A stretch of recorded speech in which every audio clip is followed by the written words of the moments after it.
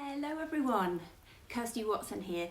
I am here this morning for part 2 of my Let's Write a Story challenge, and as part of that I'm going to be reading my storybook The Witch's Cat and the Cooking Catastrophe. Hi Simi. But first, let me explain a little bit more about the Let's Write a Story challenge for those that haven't caught any of it yet. Basically, I'm on a bit of a mission to get everyone using their own unique imaginations to create their own stories and to get writing, because really it is lots of fun.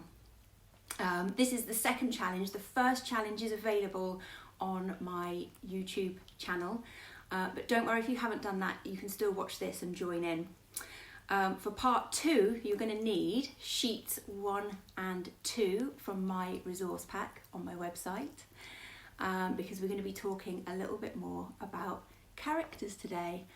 Hi Sophie and Jennifer. And of course I've got a few props with me today. I've brought my cauldron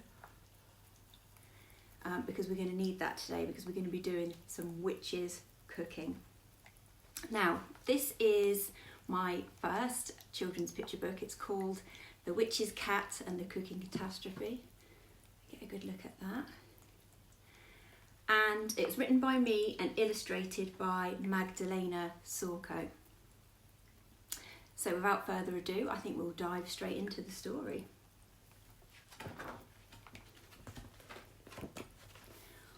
One day, a witch's cat found a dusty old cookbook, and it gave him the most marvellous idea. "I know," said the cat excitedly. "I will make a super scrumptious surprise lunch for my lovely witch. How hard can it possibly be?" And as he eagerly flicked through the pages of the old book, he decided on a recipe called witch's broth. So for that we're going to need 5 fish heads, 4 splodges of frog spawn, 3 dried lily blossoms, 2 drops of dragonfly tears, and a pinch of magic witching dust. Well, as it happens, I've got some magic witching dust with me today. So let's put a little sprinkle in, shall we? Just a pinch though, it says. A pinch of magic witching dust, very good. Stir. Hang on, I've got something for stirring as well. You can join in and help me give it a good stir. And leave for 1 minute. "Excellent," said the cat. "She's a witch, and I'm sure she'll like broth, whatever that is." Then he roughly followed the directions before adding an extra sprinkling of magic witching dust for good measure. "Ha! I'm rather excellent at this whole cooking thing," he was just boasting to himself, when poof! It was ready. The mixture was green and gurgling. Do you fancy some of this for your lunch? Not sure about this. The cat took a big sniff. "Smells delicious," he said, "but it needs just a little something else." And he knew just the thing. Seasoning. So he added some herbs and spices before finishing it off to perfection with a good shake of salt and pepper. "There, much better," he said, feeling really very pleased with himself. Just then, who's arrived home? Who's that? The lovely witch arrived home. "Oh, cat, you've made lunch. What a wonderful surprise," she said happily. "Well, this is interesting," said the witch as she took a closer peek at the mixture, which was now making a funny fizzing sound too. "What's in it? No, wait, don't tell me. Let me taste it and guess." And with that, she took a big spoonful. She swirled it around her mouth. Then she swallowed with a loud and zap! In a flash of light, she turned into... What's this? You all right? Ribbit, ribbit. A frog. Oh no, shrieked the cat. That wasn't supposed to happen. And that's when he noticed a rather important scribble at the bottom of the page, which read, "Warning, adding seasoning to any magic potion will make it stronger. So use sparingly or ideally, not at all." Potion? Oh no, he realised with horror. This isn't a cookbook. It's a spell book. What have I done? This is no good at all. It's a cooking catastrophe and I need to fix it now. So he searched and he searched back through the pages of the old book before deciding on a potion called Undo Soup. This could work. Let's see what goes into Undo Soup. We're going to need 5 cat hairs, 4 meaty bones, 3 sunny morning dewdrops, and 2 stinky old slippers. And of course, 1 pinch of, have you guessed it? Yep, 1 pinch of magic witching dust. Throw it all in, stir, and leave for 2 minutes this time. Hopefully this will undo this terrible mess, he said. Then he got to working on the new potion. And this time he was sure to follow the recipe to the very letter. Well, almost. He could only find 1 stinky old slipper, so he threw in some extra cat hairs instead. Ha! This potion making seems very easy, he was just thinking, when suddenly...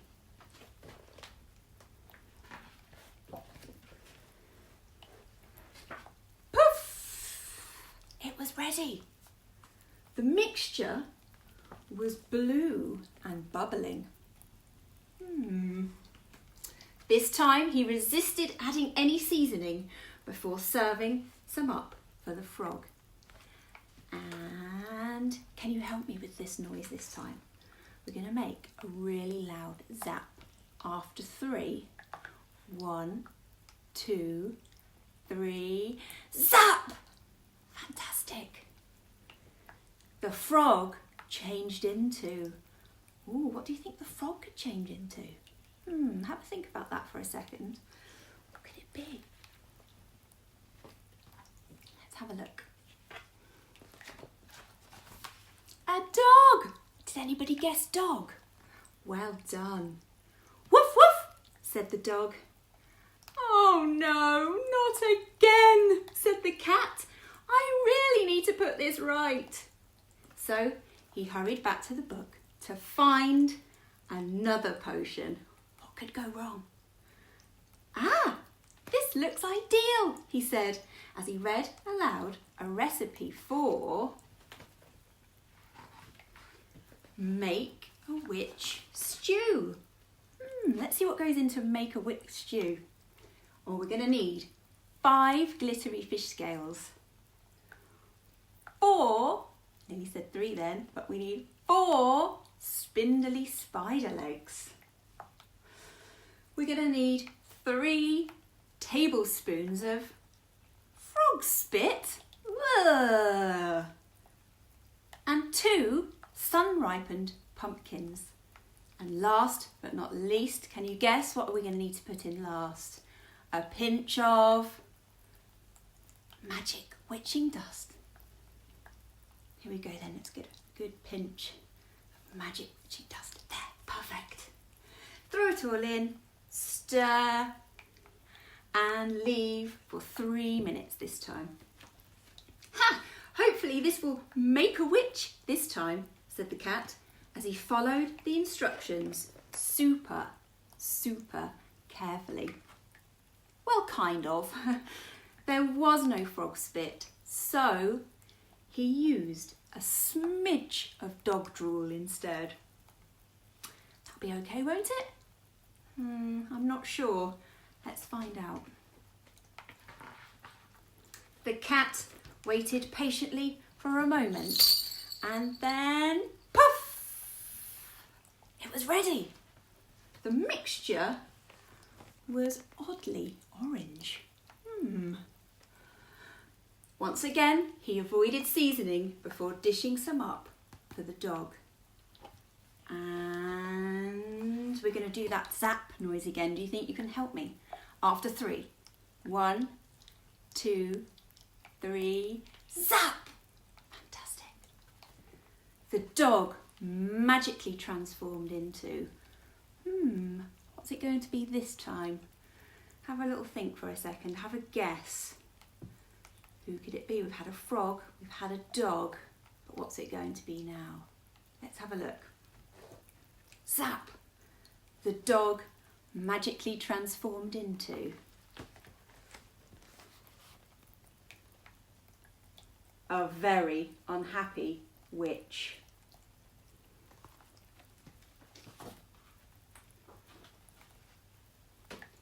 Ribbit, ribbit, woof, woof, said the witch crossly.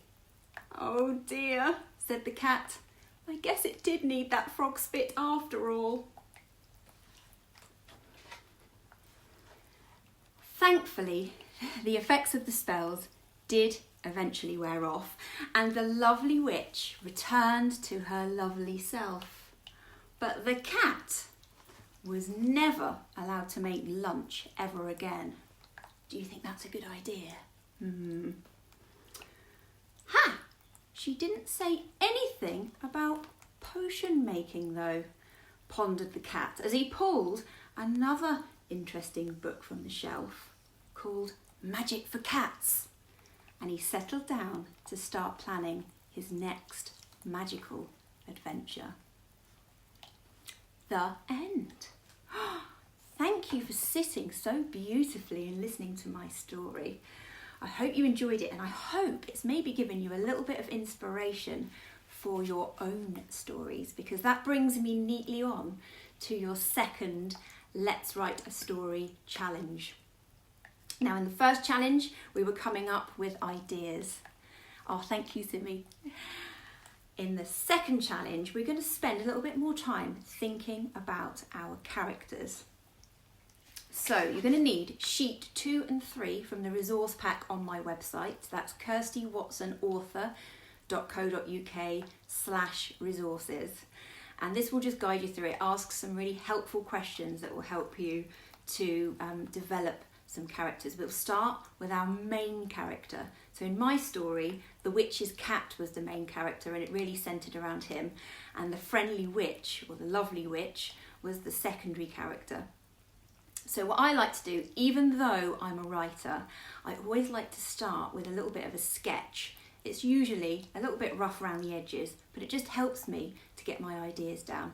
A little like I did in the ideas video I did in the week.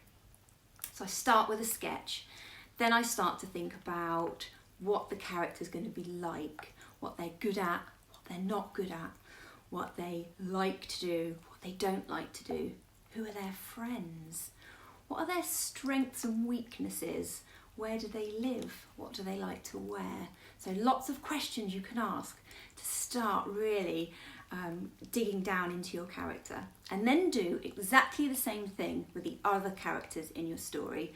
But what you might want to do is start to think about the relationships between those characters as well. So are they friends? Are they enemies? Are they brother and sister? Just explore that a little bit. Get your ideas down again on paper. Have a little rest from it, and then come back and have another look. And please do keep in touch with me along the way of this exercise. Ask your grown-ups if they can send me pictures of your work, and I'll give you a shout out on my next video. In fact, I've got a few shout outs now for those that joined in with part 1.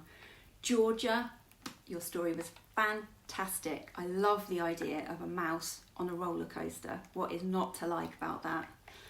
Kai, wonderful story. I can't wait to find out what happens next in your story.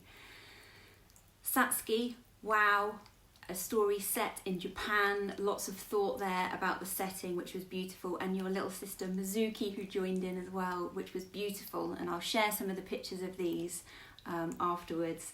And Juliet, who I've actually known since was a baby. She used to come along with her big sister to Telltale Tots, and she's come up with a fantastic story about a ladybird, so very exciting. Now, in the last video, I talked about coming up with a dinosaur story, and I have committed myself now to joining in with you on this challenge and writing a story as well. So I'm going to be writing a dinosaur story. Some people have been voting to help me decide which one to write, and at the minute, Dinosaur Olympics seems to be the one in the lead, which sounds very interesting, doesn't it? If you could get your votes in, the links on my Facebook page, vote, tell me which story I should be writing, and then when I see you next, I will have done parts 1 and 2 of my dinosaur story as well. So get those ideas down, send them in to me. Over the next few days, I'll be probably popping on here again to share some ideas and tips and sharing everybody else's work. And then on Friday, I'm going to be back reading my latest book, Pirate Mouse, and setting you challenge number 3. Now, if you wanted a copy of either one of my books, I have some copies in stock. You can buy those from my website, and I will happily sign them and post them off to you. Or alternatively, they are available on Amazon. And of course, massively appreciate your support at this time. But that's it for me for today. So thank you so much for listening to my story. Have a wonderful day and happy writing. Goodbye, everyone.